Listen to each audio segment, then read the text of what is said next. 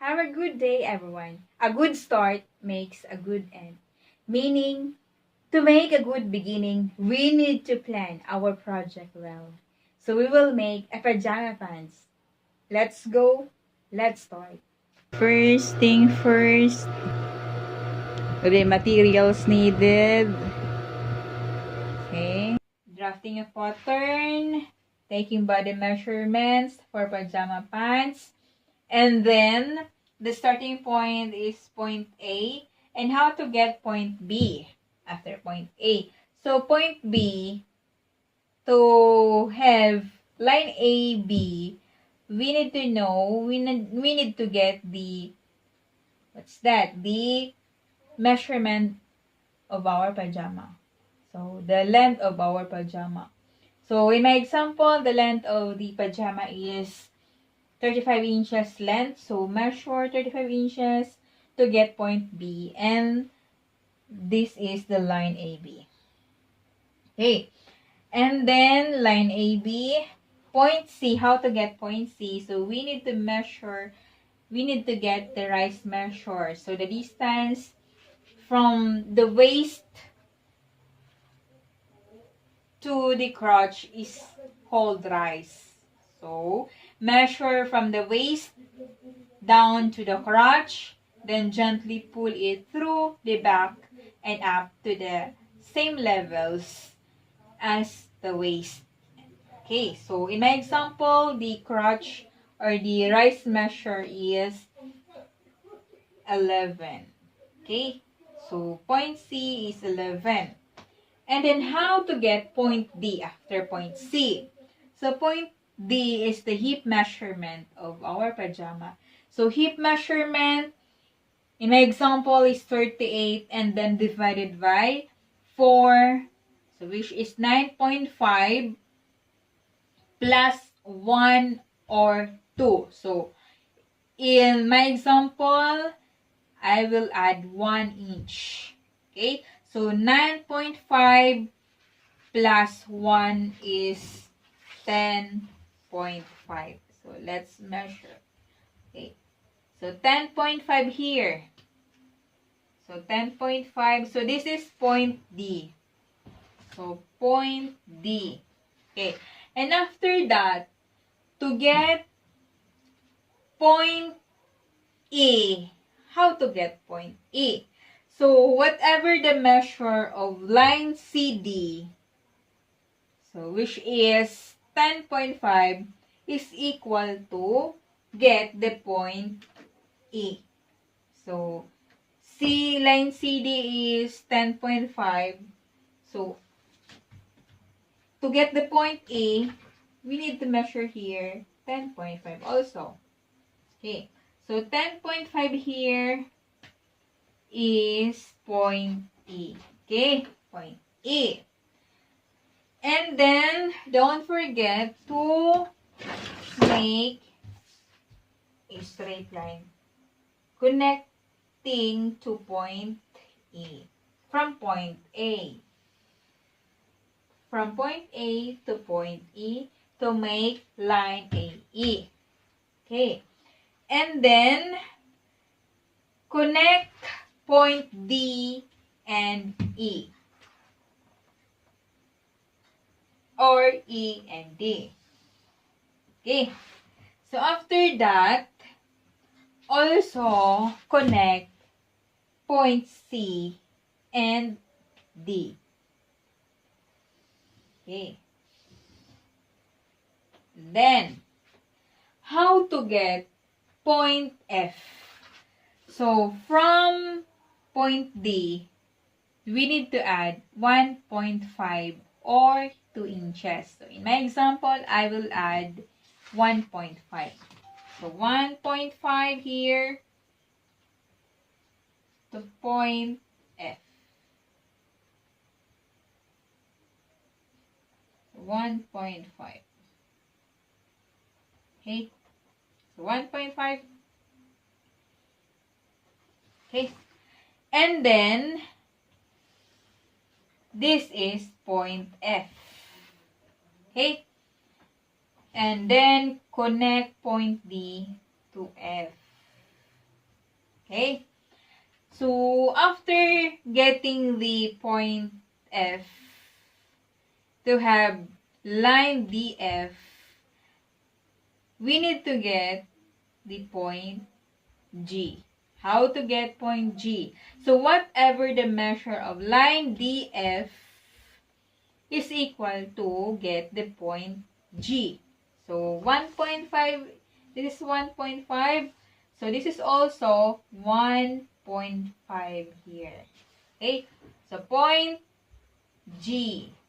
A, B, C, D, E, F, G. And then, connect using French curve the point F and then the point G to make this curved line.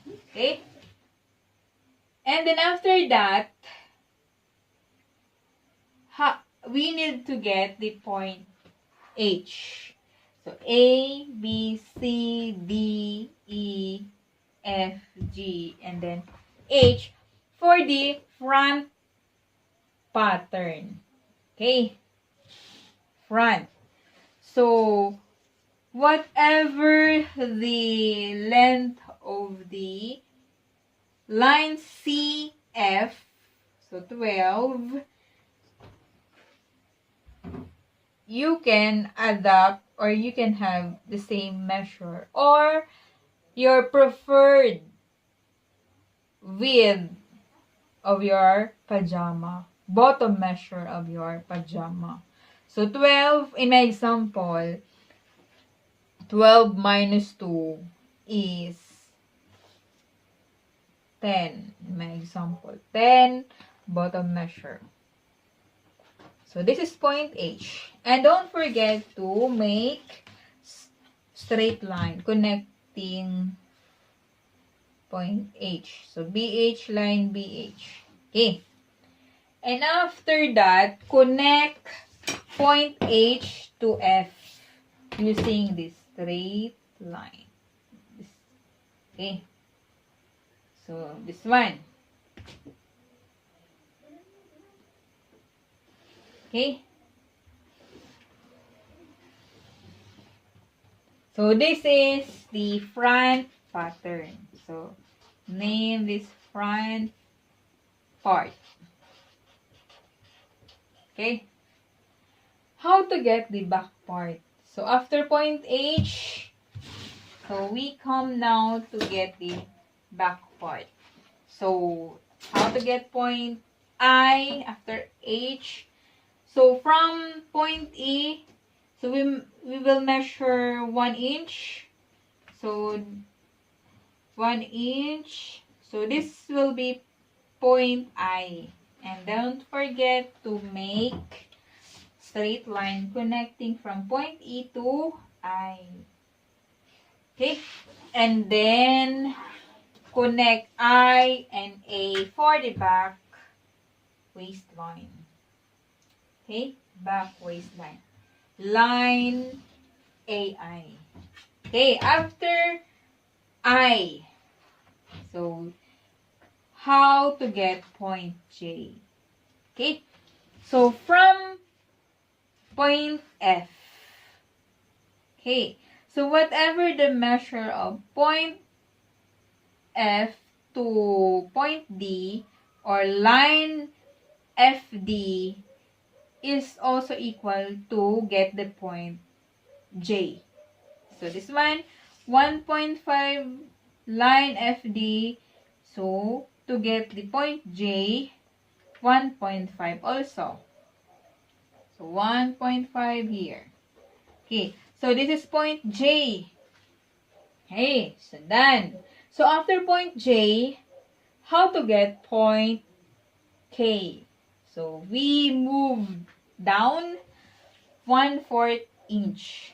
So 1/4 inch. So this will be point K. Okay? Point K. So we're done. And then we need to connect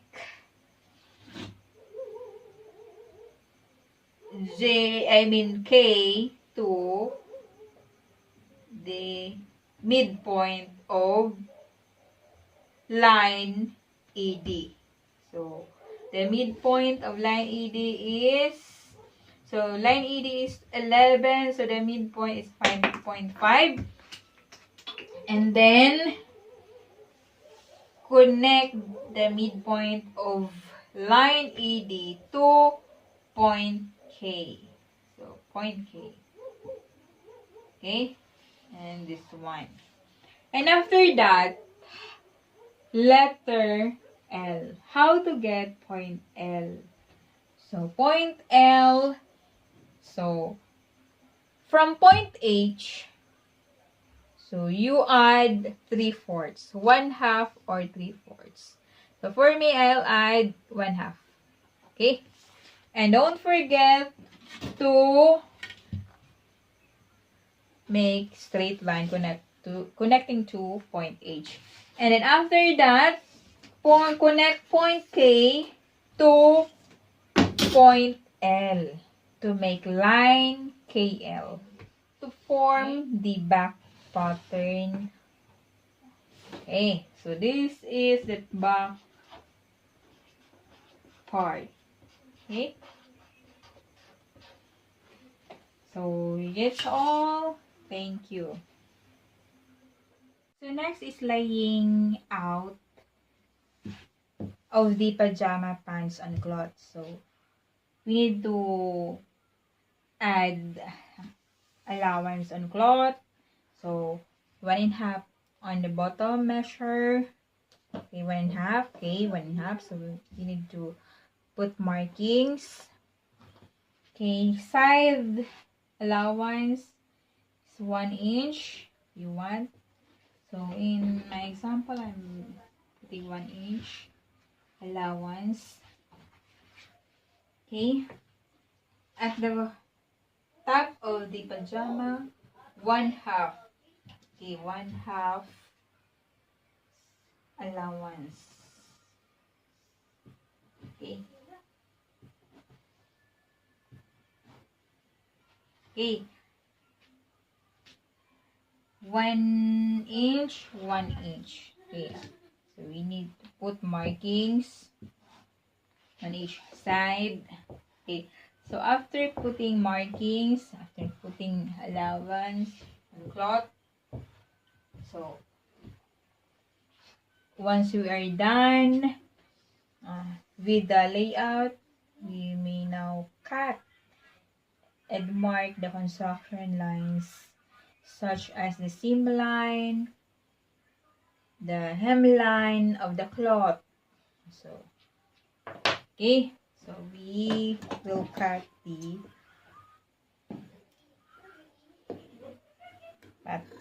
cloth according to the preferred.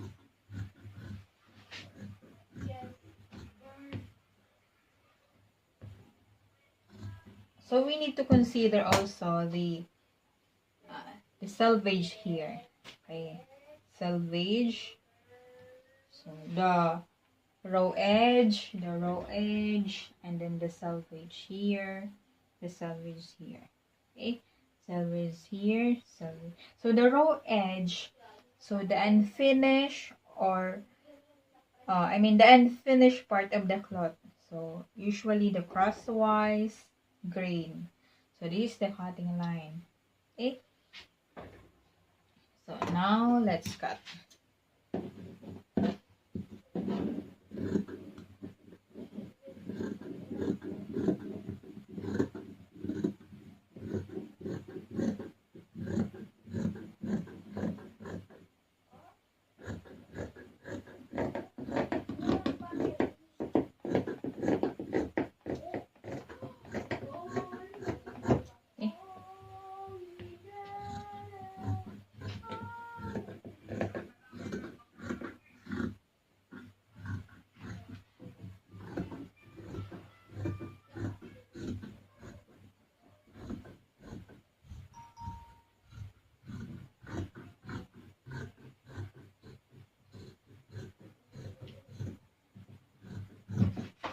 Then the 1/2 inch here.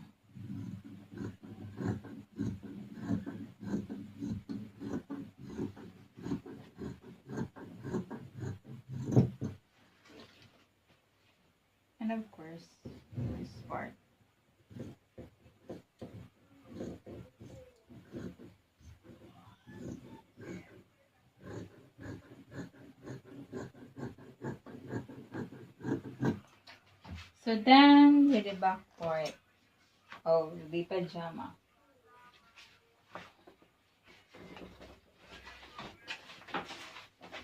Okay, so we need to put also markings at the back, at the other side of the pajama. Okay, put markings.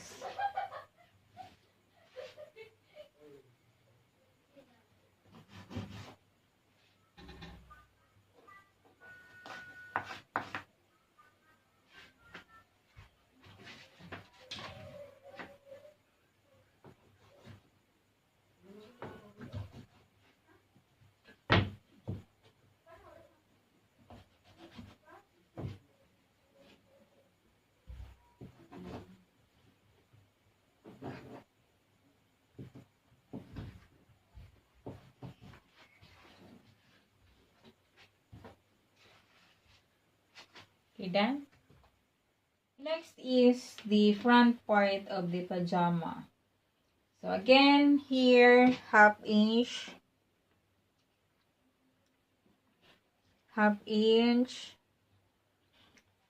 then 1 inch here,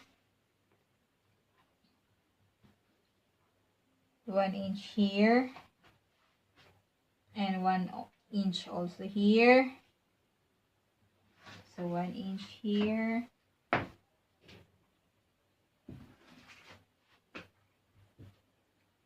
seam line 1 inch, and hemline is 1.5 inch. Hemline 1.5 inch. Hemline 1.5 inch.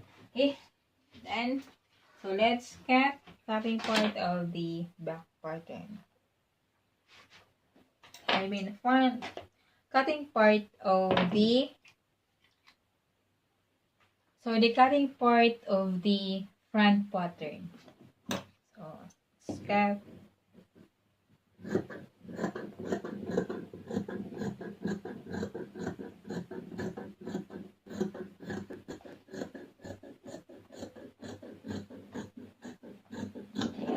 Okay. The seam line, cut the allowance. Cut with allowance.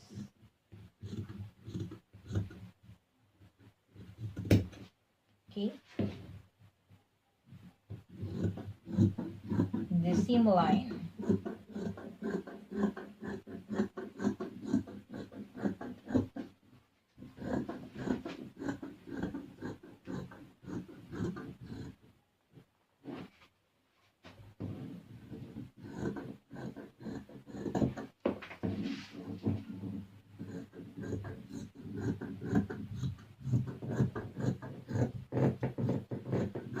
Okay.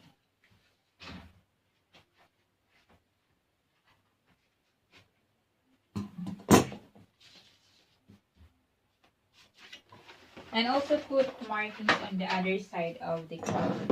Sorry. We need to put markings on the other side of the cloth. Like this.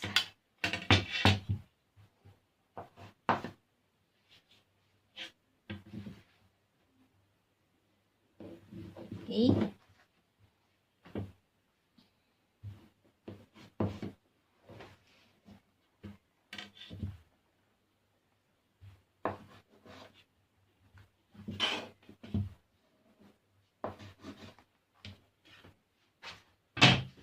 The hemline.